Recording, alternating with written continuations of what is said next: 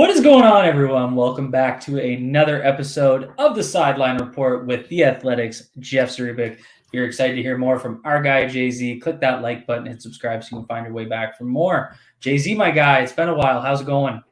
Good, man. Good. Exciting time, real exciting time. And, one of my favorite parts of the year, we talked a little bit about this earlier, but obviously the pre-draft process gets a little tedious. But here we are, not too long out of it. And, really looking forward to seeing the results. There's been enough projections. It's kind of time to see how this all unfolds.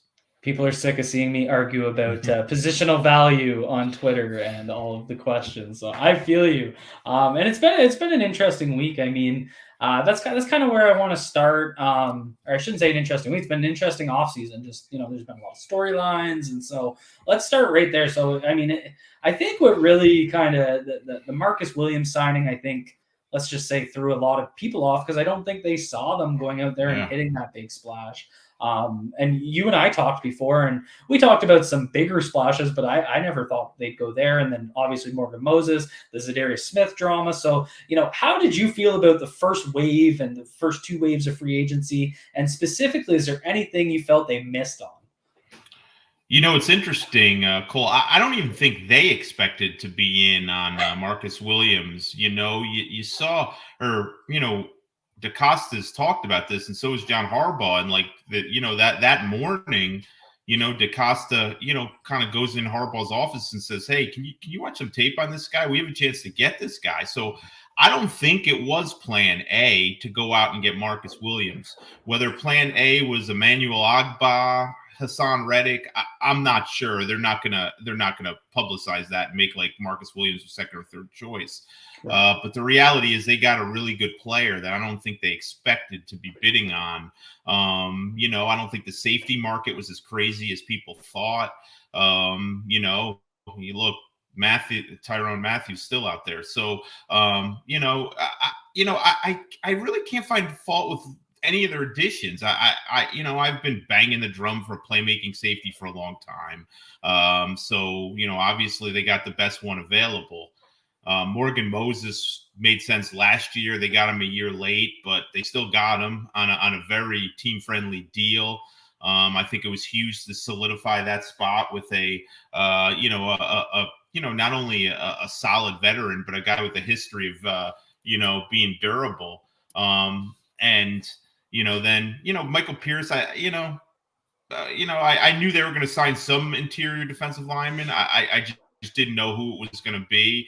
I like what they've done. It's hard not to think, there's several more holes. And I think in the perfect world, you want to go into the draft without everyone's going to have needs in the draft, but you want to go in without a gaping hole. I don't know that they've done that. I kind of consider edge rusher a gaping hole. I know people dismiss cornerback a little bit because they have two all-pros potentially coming back, but nobody plays two cornerbacks. I mean, the Ravens have their cornerbacks on the field all the time and injuries. So that's a gaping hole. And then there's still some other areas where obviously it's more of depth adds. So I think they still have a lot more to do. But I learned a long time ago to not be so reactionary and not be so in the moment and try to give them an opportunity to consider the offseason in the totality. This is a front office that's always said upgrading the roster is a 365-day a year thing. It's not just the first wave of free agency, second wave of free agency. It's not just the draft. I mean, every year we've seen them add decent players, big names, proven vets late in training camp. Obviously Justin Houston last year. I mean, Steve Smith was a late add. Darryl Smith obviously is a name that comes to mind. So they're not done. They can't be. I think this is a big opportunity of the draft to plug some needs, build some depth, get a couple starters. But I think you also have to be realistic. The answers to all their issues aren't in this draft. I still think whether it's a trade or a free agent signing or both, I still think there's room for, 2 or 3 more vets on this team. Yeah, that makes sense. And I mean, the corner one is scary because I mean, they're an injury or two away from you and I marching out there. We'll put Jeff in the slot, get him out there. And it's going to feel a lot like last year. I mean, I did this. I had my guy, Dan Reese, kind of set up a depth chart just to kind of take a look and see where, not just upgrades can happen, because I mean, the upgrades can happen, of course, at edge rusher. You got Bowser and Owe as your kind of one edge rushers, but you can always upgrade those spots. But then when I looked at corner, and I was like, literally our 4th-string corner is Seymour, and then 5th is Robert Jackson, and it gets scary real quick. So I think that makes a lot of sense. And then I really thought, I genuinely thought we could go this whole offseason without a wide receiver discussion. And, you and I joke about this all the time, but, the rumors have come out. The Ravens apparently made an offer for Debo, and that was out on the @NFL Rums thing. So, what can you tell us about, is there interest in Debo, DK Metcalf? Some of these, AJ Brown's been a name that's mentioned, Terry McLaurin. It seems like all these fourth-year wide receivers are being shopped. So do you think that's just agent play to try and boost their contract negotiation value, or is there some genuine interest out there? Well, I think I think every other team in the league is going to be interested in those guys. I mean, we're talking about big-time, game-changing players in the prime of their careers. Not too many guys like that hit the free agent market, So if you're not going to draft them, there's opportunities there. And we've seen some teams, looking at Miami with the Tyreek Hill deal and all that. So sure, I think the Ravens are interested. Why wouldn't they be? But I also think Eric DeCosta is I've said this before, he's kind of a big game hunter, when he wants to be in on all these talks. But again, he makes a lot of calls to agents, to teams. It doesn't really mean they're in on the player. Everything I've heard is 49ers don't want to trade Samuel, and the Seahawks don't want to trade Metcalf, and you'd absolutely have to blow them away with an offer. I'm not taking a shot at the Ravens, but they're just not blow a team away with a trade offer team. It's just not, when you say you need to do that to get a player, I don't rule them out, but I immediately kind of hedge the bets and say, okay, well, look, they're not going to mortgage everything to get one guy, specifically, a wide receiver who they've already invested a ton of assets. Yes, I know they don't have Debo Samuel on the roster. I imagine Eric's been on the phone. I imagine he's had some talks to see what it takes, but I would be surprised if they would invest a lot in one of those guys, because not only you're talking about a lot of draft picks, then you're also talking about a new contract. And you're also probably having to talk about doing something with Marquise Brown then, maybe moving him. So there'll be a lot of moving pieces. I never rule the Ravens out in situations like this. But I would be a little surprised if one of those deals came to fruition. So I guess we'll put her back on ice until next offseason when we have this inevitable discussion once again. There'll be another one. Someone's going to be available at the trade deadline that we have to trade for. Oh, yeah, no doubt. It's just the way it goes. And obviously, I mean, the big event a week from today. And you guys in the chat, if you guys have questions for Jay-Z, throw them in. We'll get to some questions from you guys as well. So, I mean, we're a week out, and big discussion right now is the biggest needs. And we kind of talked about it earlier, looking at corner. And I know, you made that comment that, corner to you is offensive tackle to me, and that makes perfect sense. So is that what you see as the Ravens kind of first need on that list? I know they're a BPA team, true, but the need always factors into the BPA formula. So, what do you see as the biggest need, or the kind of the top needs that they need to hit on early in this draft? Yeah, I've considered pass rusher the number one need, just because, you're not even sure, always going to be fine, but you're not even sure Bowser, when's he going to be able to play? I mean, that guy is a freak athletically. I don't know that people give him enough credit. People marvel at him, his, great work ethic, super athletic. So I don't put anything past him. It would not surprise me. They seem to think he will be ready to start a season, but still, we're still talking about coming off an Achilles surgery that he had in either late January or early February. To think you're going to get a Tyus Bowser 100%, I think that's being way too optimistic. So I still put pass rusher a peg above and right ahead at corner. And then I would probably go to offensive tackle next, just finding that contingency plan at left tackle. But they've done a ton of homework, and I heard this starting at the combine. Oh boy, the Ravens want corners, huh? They met with a lot of corners. It's not a secret that the Ravens are going to be in on corners. I would be shocked if they don't draft two, never mind one. I would be surprised if either a day one or day two pick isn't a corner, and you're certainly probably going to get another one in the fourth. And I think that's exactly what they should do. So, you just never know. You never know how it's going to play out. I would like to say, yeah, that's a likely spot there. We all know how much the Ravens have been burned in the past by being thin at that spot. So I just don't think they're going to allow that to happen again. Some way, somehow, they're going to have a representative cornerback group with 4 quality starters and then a couple of reserves they like. And you know what? I think in all these corner conversations, I don't acknowledge enough the fact that what Marcus Williams allows them to do in matchups and moving Brandon Stevens and, our Darius Washington's a guy they like. So, you got those guys for nickel spots too. So I don't want to rule that out. But yeah, I would like to, I think in a perfect world, they would love to get a corner at 14. But Gardner's not going to be there. There's reports today that's who Houston's honing in on at pick 3. I don't know that. I think it's always smart to not ignore what you hear this time of year, but most of the stuff that gets out for a reason because people want it out. So you have to take everything said now with a grain of salt. Either way, I'd be shocked if Gardner gets by the Giants at 7. I mean, a Wink, a Cincinnati guy is probably salivating over getting a corner like that. So I can't imagine him, with what he did the pro day. Stingley's probably not going to get past Minnesota at 12. So, I just don't know. There's McDuffie. I think they like him. But it's going to be interesting because, I'd like to say the best bet it's going to be a corner or an edge.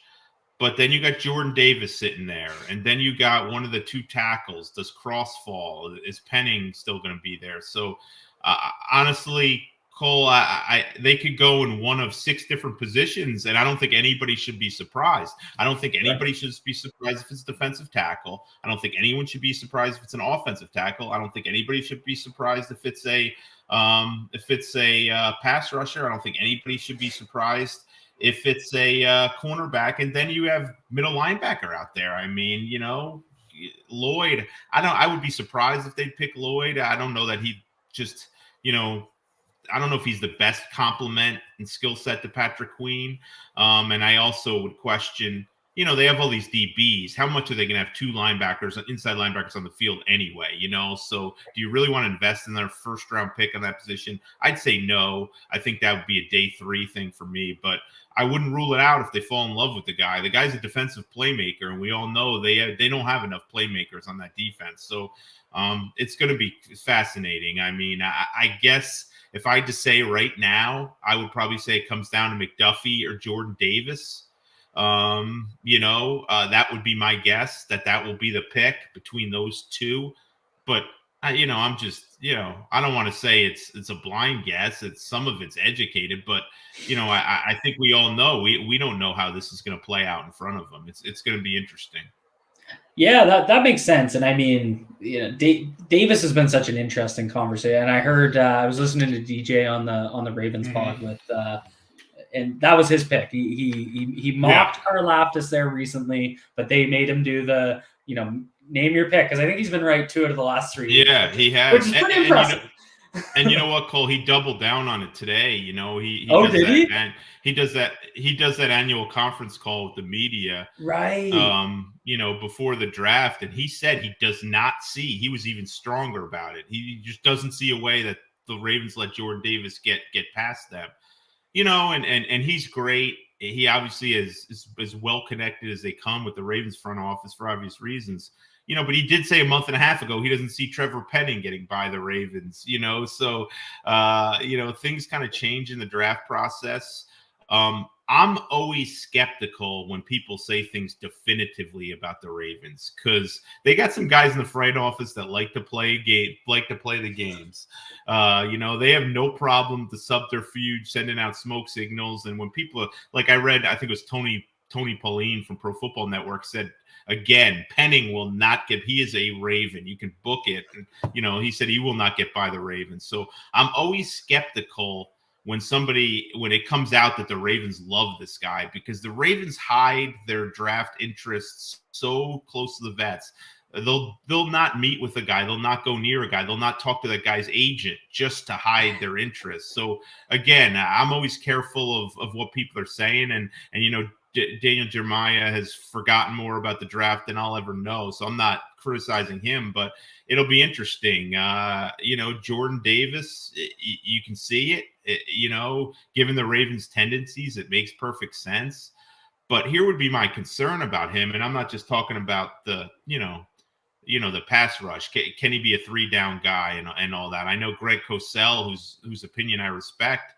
He was on Russ Tucker's pod, and he basically said that Jordan Davis is really not a people mover. And he didn't kill him, but it wasn't a glittering scouting report. And my concern with Jordan Davis is, okay, you take Jordan Davis at 14. That means you're ignoring, I don't want to say ignoring, but that just means you're pushing off a pass rusher or a cornerback until the 3rd round. And I just don't feel good about that. I know it depends who's available. You can't go in with the mindset like we have to get a corner by the 2nd round or we have to get a pass rusher by the 2nd round. But man, I wouldn't feel great about them going into the 3rd round without having upgraded that pass rusher or a cornerback depth chart. And, unless they have a trade up their sleeve, if you draft Jordan Davis in the 1st, that's exactly what you're doing, So we'll see. They don't look at it like that, but it's tough not to consider that there's going to be a position they come out of the draft that's still going to be a major concern. It's just even with 10 picks, you can't really add frontline guys in every spot. So they're going to have some work to do still. So we'll see. But it'll be interesting because, as I said, it could come from any of 4 or 5 different positions. I would not be surprised at all. Yeah, I do find when I kind of screw around with the mock drafts and I take, like, let's say a wide receiver or a defensive tackle with those kind of first 2 picks, I feel like I get to pick 100 and I'm kind of left with, I didn't hit corner, I didn't hit O-line, I didn't hit edge, and it's kind of leaves you in that WTF situation. But I mean, we know the Ravens don't reach and they'll kind of, go off the, wide receiver was still a need last year, but I think, I know I was surprised by getting Rashad Bateman. So, especially after the comments, which, like you said, sometimes their comments don't really matter. I remember back when DaCosta was at the Senior Bowl and he did that little video recapping a couple offensive linemen. Of course, my ears perk up, and the first thing he talks about is Cole Strange, and I'm like, okay, great. They're not drafting him. And then he talks about Falale, and I'm like, he's taking all my guys. Like, now they're not going to draft him because he's talking about him. So I mean, you're absolutely right on that. And we don't get together without talking about the O-line. So let's go there next. I guess the way they could address the offensive line is interesting. We heard them talk about Patrick McCary is their center. Like, that's kind of the endorsement that Harbaugh said, or he'll have the first crack at center. Maybe that's not quite his wording, but that was kind of the impression. So, they could go after a center that pushes McCary back to tackle. They could go get a true tackle, like we've talked about before, getting those contingency plans in place. What do you think their strategy will be? Do you think they get, one of each? Do you think they go for a tackle, a center? How do you kind of see it playing out? I think with 10 picks, you almost, I don't want to say you almost have to, but I think with 10 picks, the expectation comes that you'll get 2 offensive linemen with those 10 picks. Maybe one of them is probably a developmental guy, and then you try to get a plug and play somewhere. Even if it's a tackle that winds up sitting behind a healthy Ronnie Stanley, you're okay with that because that means you have a healthy Ronnie Stanley. I don't, look, Eric at his press conference early this offseason admitted he made a miscue in misjudging Stanley and not getting enough depth behind him. And I think one thing we know about the Ravens is they don't, like they're not going to do that again. They're not going to put themselves in that situation again. So a tackle's coming at some point, and I'd be surprised if it's not coming by the end of day 2. If they go into day 3 without an offensive lineman, I'd be really surprised. The center thing, I don't get the impression they're all that worried about that. I think they'd be fine with McCary, but one thing you come out of that luncheon that they have, and they do give clues, and 2 different times they mentioned, we can find a tackle that we can move to center. I think in the later rounds, maybe they'll try to look for a kind of a versatile guy that they feel like they can move around and just get in the system. Like we've seen that before. We saw that in the 6th round with Bozeman. Like they didn't play him at center. They kind of saw him as a guard. Then they eventually moved him to center. We saw it with Ryan Jensen. I think he was a 6th or a 7th. He was a college tackle, and they winded up finding a spot for him at center. So I could see them taking a shot on day 3 at a second offensive lineman. That's a guy that, maybe played tackle in college, but they see more as a guy that could find a home inside, maybe even at center. I mean, they throw out little things. The other thing they threw out is pass rush. And I won't change the subject too much here, but, he said that there's certain guys that, they look at that, may be interior guys elsewhere, but they could play on the edge for them. They can look at certain defensive ends as edge rushers in their scheme. Right. So, that was another thing they said. I mean, we're all looking at the edge rushers, but I think they have their eyes on a bigger pool of players than we probably think that fit for them, that maybe we can't visualize at the moment, but they see how it's going to all work out. That just screams Logan Hall to me out of Houston when you say that. Yeah. I mean, one of the. Go ahead. I was just going to say one of the player comps he gets quite a bit is Arden Key as kind of that athletic interior defensive lineman, and seeing them bring him in and seeing that interest, that was the first place my brain went. And Cole, you've been on this. I've seen some of your mocks, and you've been on this guy, but Pascal from Kentucky, you read his, and I'll be perfectly honest, I haven't exactly watched a ton of tape on the guy, but you read his scouting reports and do some research on him, and it's almost like you're reading about Pernell McPhee in a way. Really good edge setter, can pop inside on sub packages.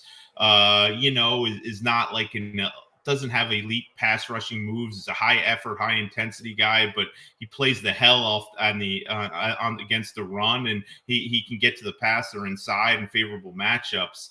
And that's kind of like a ding, ding, ding. I think he'd probably work. And there's other guys, but yeah, it'll be interesting. I just, I don't recall them going into the draft with this many needs. I'm sure it's happened. We're so recency bias here, where it always seems like the biggest, best, worst, all that. But, that's why they really need to hit here. But there's no doubt in my mind DaCosta already has 2 veterans or 2 trade opportunities or something already lined up. I mean, people didn't like the result, but they knew they were signing Villanueva before this draft last year, which is one of the reasons they were okay with not drafting a tackle. There's no doubt in my mind there's a couple of veterans out there that they're planning to sign once they see how the draft falls out, and as prices continue to fall. There's just too many good players and free agents and not enough jobs. So some of these guys are going to have to come in real cheap. So I know fans don't want to hear it because they kind of equate it to dumpster diving, but I think they're going to get some players here after the draft too. And we'll know a little more about what they think they're going to get by, how they draft. If they draft 2 pass rushers and 2 corners, maybe they don't. But if they don't address a position or go light at it, I think you can pretty much predict that you'll see a veteran signing in the next couple of weeks. AJ boy. I'll just keep saying it. And I'll just keep speaking it into existence. But yeah, no, there's definitely still some guys out there that could make some sense and do some, nice fits, 1-year deals where they could kind of get. I mean, even if they don't hit, I think they'd like to probably add another interior defensive lineman. I know they brought back Campbell, so I don't think they're going to add a ton of money there if they don't draft one. But it falls off quick. I mean, once the kind of top 6 or 7 guys go, it gets a little bare. So I mean, maybe you do look at Rasheem Green coming in. I don't think he's signed anywhere yet. We'll jump into a couple of questions from the folks in the chat. So DP Race 8 asks, are you surprised that there haven't been many moves to create cap space yet? And the example is the restructures, extending Peters, or do you think they're just kind of keeping a back pocket? And we talked about this last time we were on. They know they have those things that they can do to create that space when they need it. So how do you see that kind of playing out? Yeah, I am a little surprised. And I'm also a little surprised that they haven't signed a couple more veterans, But in saying that, the pass rush market really hasn't moved in weeks. The same guys that are available. Same with cornerback. I mean, there's a couple guys in each spot that have come off the board, but most teams are honing in on the draft, and they're not. And I think that'll continue. The Ravens kind of move when the market moves, and that just equates kind of the question. Yeah, I mean, they know exactly what moves they're going to make. I talked to somebody from their front office, right around the Campbell deal. And, I said, you guys must be, pretty much left with no cap. And the response was, we're okay. We know, we'll make moves. Like they know exactly what they're going to do when they need it. If this guy, becomes available, okay, we're going to have to do this. We prefer not doing this, but if this is a great opportunity to add a player that we think pushes over the top, we'll be willing to do it. So they're going to need to do it. They're going to need to do it to pay draft picks. And a week after the draft is the rookie combine and they like to sign some players during that week. They won't sign their whole draft class, but out of the 10 guys, you could probably say they'll sign several. And, they'll have enough cap to cover that, but there's a lot of things coming down the pike that they're going to need to have money for. So I would think, they have some moves already up their sleeve. And you know what, Cole, one thing that they don't announce pay cuts. They don't announce restructures.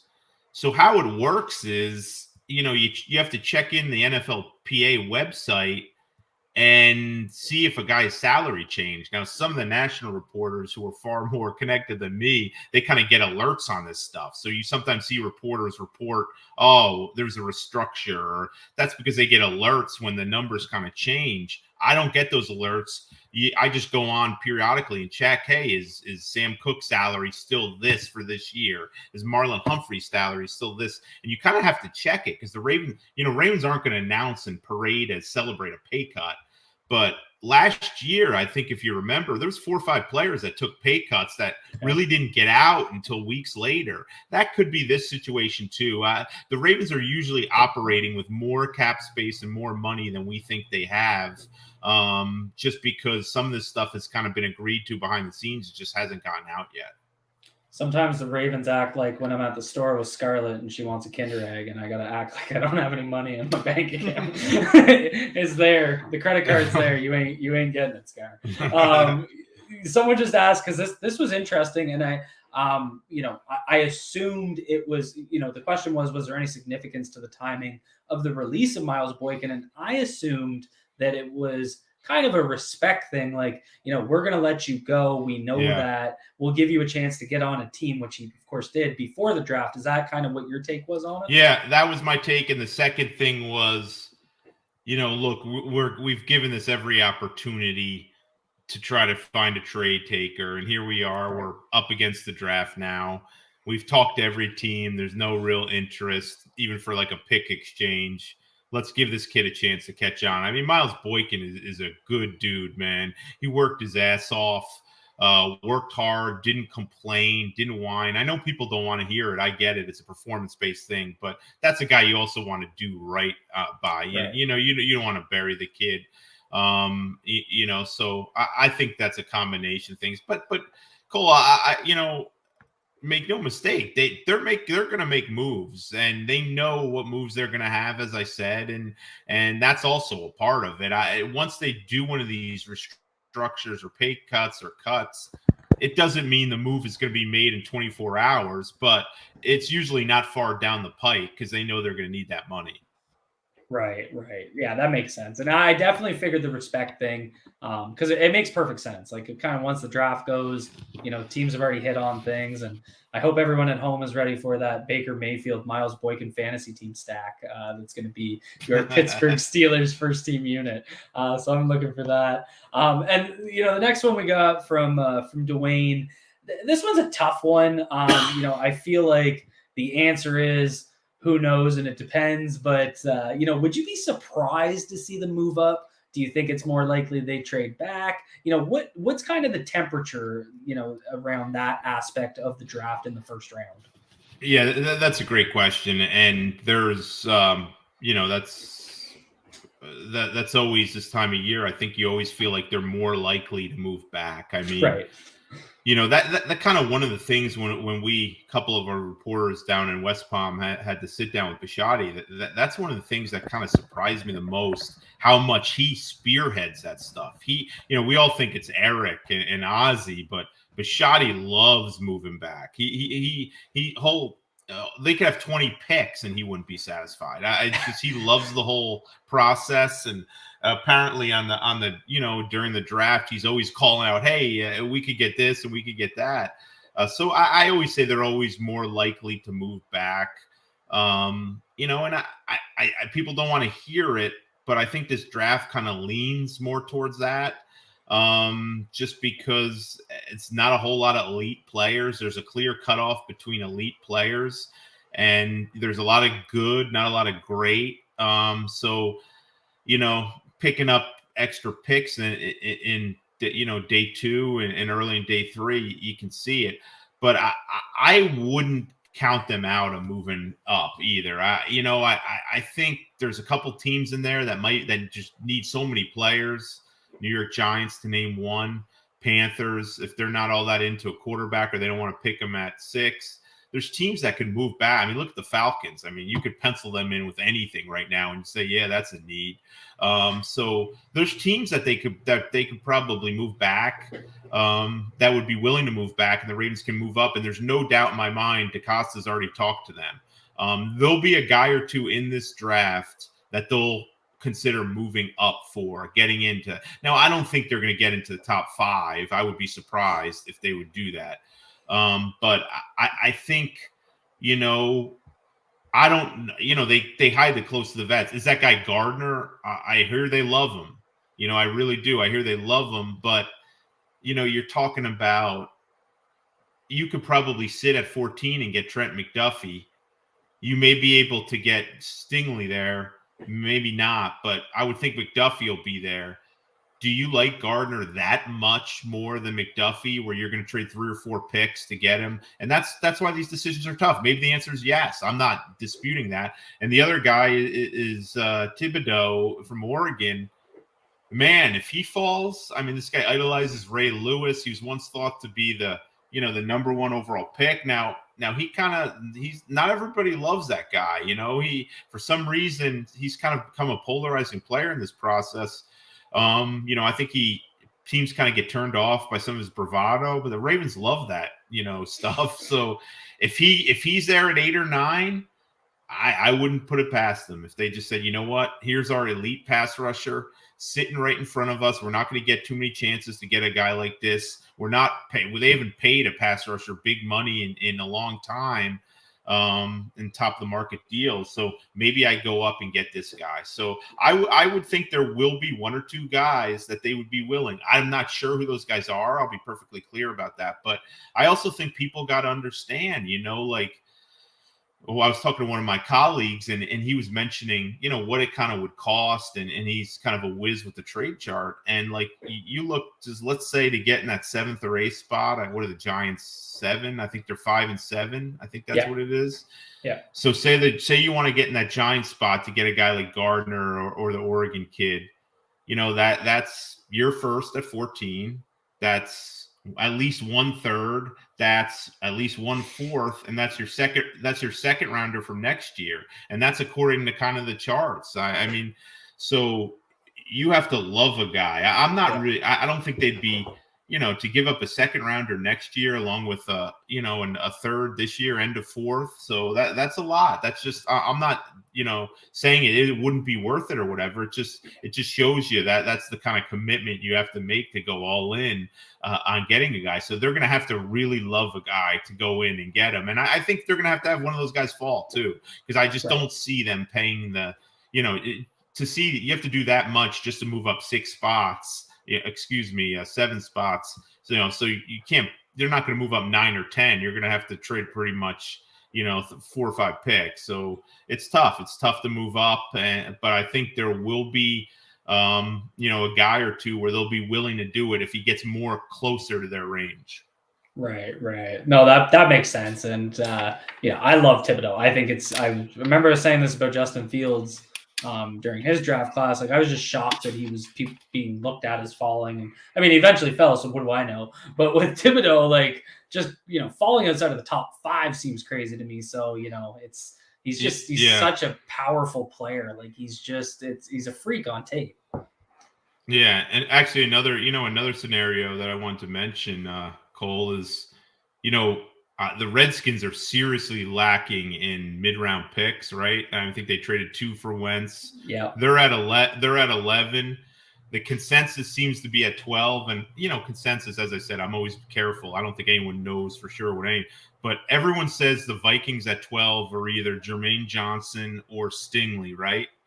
So Redskins want picks, might be willing to move back 3 spots. The Ravens jump the Vikings, and maybe you get that pass rusher, that corner that you seek, and you wouldn't have to trade as much to move up those 3 spots. So I think the way now would Washington do the Ravens any favors?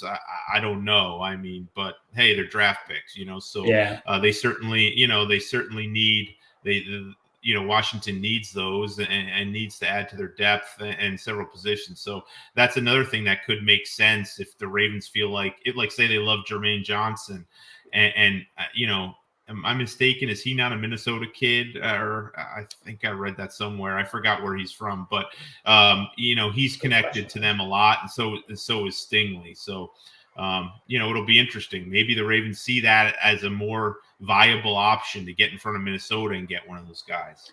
Yeah, Stingley to the Vikings has become the big run-of-the-mill thing. So, I mean, you jump them at 11 and you grab Stingley and you take a risk on the injury piece, but you get possibly a top 5 guy if he's been able to stay healthy. So that's what I like to do when I look at these scenarios. So even in trade back scenarios, it's like basically the question is who wants to trade up for a wide receiver? Because I feel like the way the board's going to fall, you could trade up to 14 with the Ravens. Ravens move back, maybe pick up another second-round pick or a third, and you kind of have your pick of that wide receiver group. So, if the Cardinals make sense in that regard, you get 23 and 55, and then you go down.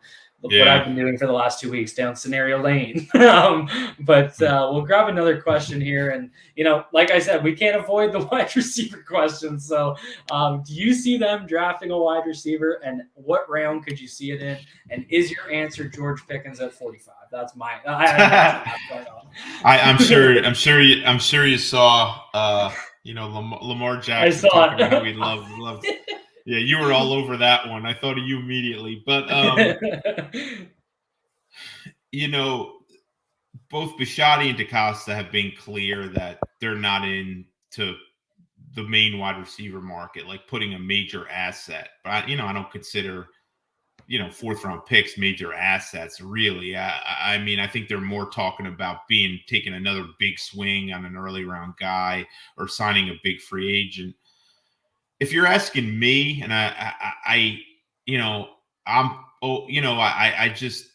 you have 6 receivers you drafted. I get it. You need kind of you could use to diversify that group. So go out and sign one of these free agents on a cheap deal. Get a guy with size. Now I haven't studied the free agent list in a while. But there'll be other wide receivers who get added to that free agent pool. With all these receivers in this draft, there's going to be some cuts at that position coming. I just don't know what adding another young guy, unless you're getting a truly elite guy and picking one in the 1st round or maybe early in the 2nd. I don't think we expect them to do that. But, just adding another 4th-round pick to the bottom of the depth chart. And again, he's probably not going to get many snaps, or he's going to take Tylan Wallace or James Prochet snaps, or it's just another guy. So, but I mean, they have 10 draft picks here, Cole, and it's a great receiver draft. So there's a part of me that doesn't believe that Eric DeCosta is going to be able to help himself. He's just going to, what are we doing? Like, it was interesting. And Bisciotti said this to us, last year. They were done with receivers at Bateman, but they get in the clock in the 4th round, and it was late in 4th round. They're like, why the hell is Tylan Wallace still here? Like, Steve said that they had a day 2 grade on him. And, judging by the Ben Mason, the Sean Wade picks, they didn't like a heck of a lot else on day 3. So, but they did like Tylan Wallace. They had a good grade on him. So Steve says, okay, we're back in the receiver market, and then they drafted him. So I have a hard time believing at some point in the draft. I wouldn't do it. I would think I'd go the veteran free agent route and try to get a big bodied guy that can come in on the cheap, just because every guy in their receiving core is on his rookie contract. And sometimes that's, it's not like Marquise Brown. I mean, he's been around for a good bit now, Marquise Brown, but I think they could probably use a veteran there rather than another day 3 pick. But, I guess if I was betting, I would say they will take one maybe on day 3, but I don't think they feel compelled to. It's going to have to be a guy that they like, that they feel like should not be around when they're on the clock, and it just becomes the best player available type thing. That's mostly been my take. It's either early or not at all. And, it is interesting because they are kind of in a place where you could take a little bit of a risk. Maybe they go get a Justin Ross that they can kind of bring along slowly. Yeah, it's not a situation I like where that you call. Play right away. Yeah, I like how that weird call. of a situation is that? Because when have the Ravens been able to, I'm used to the days of getting Scott and Lasley and being like, these guys got to start right away. No disrespect to those those individuals, but it's just not the fans wanted at the time. I just think when you have that amount of picks in the 4th round, I'm not saying you just throw out wild cards. I'm not just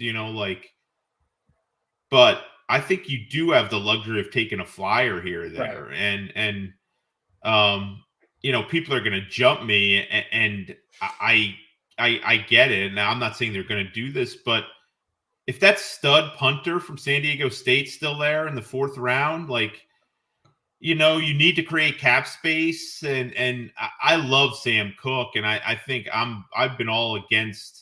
People have been saying, why don't they cut him this year and get cheaper there? I mean, I just think the one thing you do really well, the one consistency in recent years has been the kicking game. And Cook is the best holder in football, has been there for a long while. Why risk kind of messing with Justin Tucker, who's been kind of the strength of your team? But, hey, who knows? I mean, if you think this is a kind of a generational punter, I know people are going to laugh, and I'm not saying they're going to do this. I'm just using an example. I think you can kind of take a flyer at one of these spots or get a little creative and do something you may not normally do because you have those 5 4th-round picks. And I'd be shocked that they're going to have more picks. I'd almost be shocked if they don't finish with 12 picks. They're going to trade back in one of the rounds. I think we all know it. I think they're going to try to get a pick for next year, at least one, if not 2, just because they're not going to get any comp picks. So Bisciotti's always harping on, let's try to keep working on that draft capital for next year. And, I could see them trying to get a 4th or 5th rounder at some point thrown in for next year in one of these deals. Yeah, that makes sense. And I mean, they did that last year, right? When they moved back. Yeah, Cardinals, The Cardinals, that's right. So yeah. That wouldn't surprise me, but it'll be interesting. And apparently we're just never going to escape until Rashad Bateman breaks out this year. And I'm calling it right now. We're not going to escape the wide receiver hunt here in Baltimore.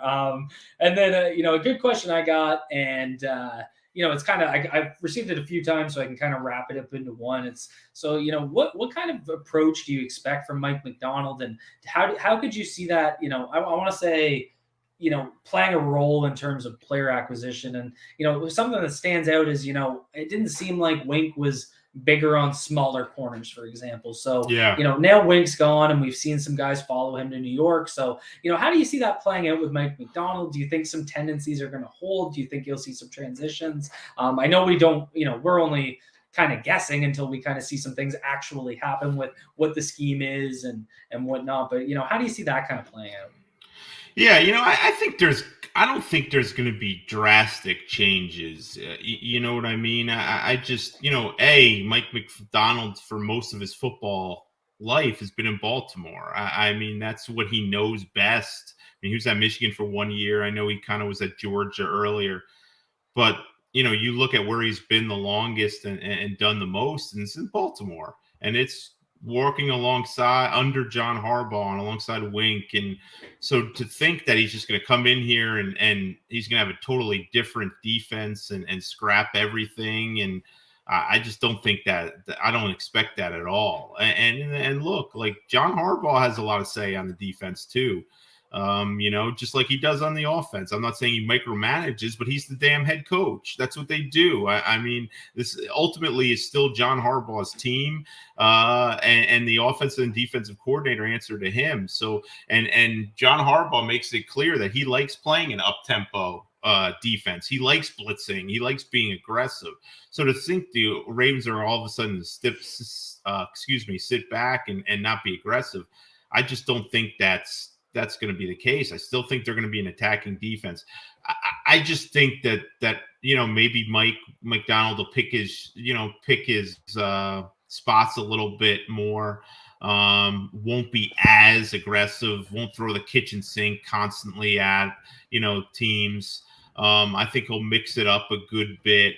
I think they'll try different things, and I think a guy like Marcus Williams gives them the ability to. I think he diversified the secondary a good bit. They were playing with two guys who are better close to the line of scrimmage at safety for a long time. And that's not Wink Martindale's fault. That's just kind of the team construction. And, so I think we'll see. We'll have to see how that develops. He'll have his own ideas. There's no doubt. But I don't think their defensive philosophy will change a great deal. Makes sense. And, this one I've seen get asked a lot. Has there been any interest in James Bradberry from the Giants? We're kind of hearing he's getting shopped. He might be cut. Has there been any connection there? Is there interest? I heard early that they were interested in him, Cole, but I forgot offhand. 13 million cap. I was going to say 14 million. Yeah. It might be 13.7. So I think you're. Right. That's just too much. I mean, where are you going to fit that in? I think if that's a pass rusher, you find room for it. But to be your third best corner, I like Bradberry. I think he's a good player. He's not he's more of a Marcus Peters type play. He's not kind of the get your hands on a guy, be real physical at the line of scrimmage. Not saying you can't do that, but I think he'd be a nice addition. But there's a reason why they can't trade him. Giants can't afford him. They can't really pay their draft picks right now. I saw Dable was asked, is he still in their plans? And the only answer he could come up with is, well, he's on our roster.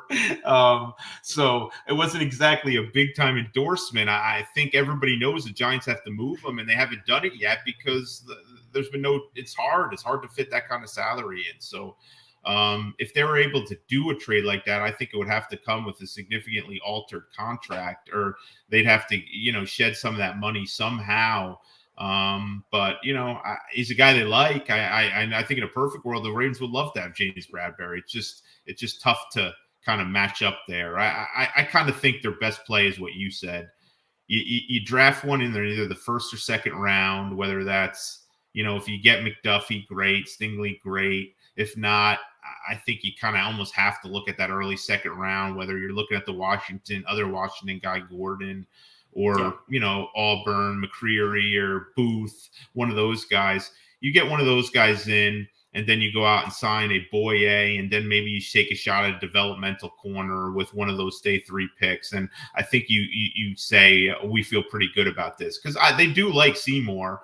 I don't think they want him featured on the field. They don't want him starting, but they think he's quality depth. I wouldn't, totally, overrule him. making an impact this year. But yeah, they got a lot of work to do there, and I do think they would like to add a veteran. It's just a matter of finding one at the right price, and Bradbury just is not the right price for them at the moment. They would need some help there. Right, that makes sense. And always an option that they can maybe eat some money and try and make it Yeah. work, but then that might increase the draft capital that they're seeking, and that can become the holdup. So we'll take one more question and then we'll kind of wrap her up here. And I got to give this one to my guy Tony Sale. The way you and I, Jeff, share our affinity for offensive line play. Tony's the edge rusher guy. I know you love some edge rushers. You want one. I think he's looking for your personal preference here, not necessarily what you think the Ravens will do. Would you be more interested in kind of the outside speed rusher or more of the, guy that slides inside the, look at the McPhee, the Smith role? What would kind of be the flavor you'd want to see the Ravens out?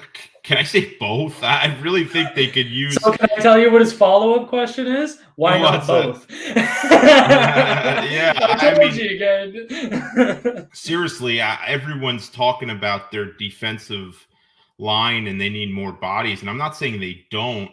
I think what they need is a guy that can bump inside on third downs. I think you need to play Calais Campbell less. But you still have Matabike. I like the strides Broderick Washington made. They have like 4 of those young rotational nose tackle kind of backup types. You got, Aaron Crawford, Isaiah Mack, and Khalil McKenzie. I'm forgetting somebody. There's a 4th, I think. Either way, Aaron Crawford? Yeah, he's one of them. Yeah, maybe it's just 3. But it's, I think if you get an outside linebacker that could bump inside, that almost lessens your need to add to that interior defensive line. And that kind of, you need that interior pass rusher, and you can get that by drafting someone who plays on the edge and can pump inside. I want to see an explosive guy on the edge. I think that would be my number one, Cole, in answering his question. Just a game wrecker on the outside that can make plays. I think always on the right track, but I would like to see that natural edge guy first. But, I think, you look for another if you're going to do second edge. I mean, they did go 2 edge last year too. And the cupboard isn't completely bare. So if you go a second one, I think he has to have that inside versatility to kind of help out the, interior defensive line too. Yeah, that makes sense. And I do it in just about every mock draft that I do. I'm always getting, I'll get Pascal and Miyaje Sanders out of Cincinnati or, some sort of combination of it. But, Jeff, we'll let you get out of here. I know you got a lot going on. This is your busy time of the year. I hope you have a vacation planned coming up here soon. Do you after the draft or, what's looking like after the draft, we got the rookie mini camp. And then OTA starts. So it'll be a while. But the one usual time that's kind of quiet in the NFL season, off season, is mid-June to mid-July. So that's usually where I try to take a break, take some time off and kind of get ready for the season. But it's going to be exciting, man. I mean, this draft and so much going on with this team. There's the Lamar Jackson stuff isn't going away. Doesn't seem like he's in the building for these off-season workout program, which, is not the biggest deal. I mean, a lot of their veterans don't go, but, is this going to become a all off-season thing where he's just not around? And is it a protest or is he just working? I think you're fine as long as he's working out. And it seems like he is, because that's been pretty well documented. I think we saw a picture of Marquise Brown working out. I mean, that guy, hasn't been around either. And with all this talk about wide receivers, that's another thing, his status. But that's not a guy you worry about working. That guy busts his ass. So one of the hardest workers on the team. So I don't expect any, residual with him. He's going to get a work. So some guys choose to do it on their own, and that's fine. The Ravens aren't a team that stresses too much over attendance like some other teams do, whether it's OTAs. I mean, they know it's voluntary, and some guys just aren't going to show. They're going to do their thing on their own and be back when they.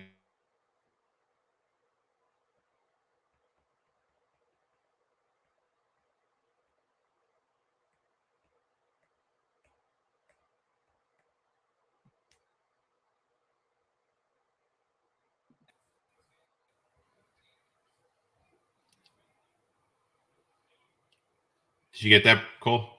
It paused out at the voluntary OTA part. Yeah, I think most of it probably came through. I think it just kind of froze out. Okay.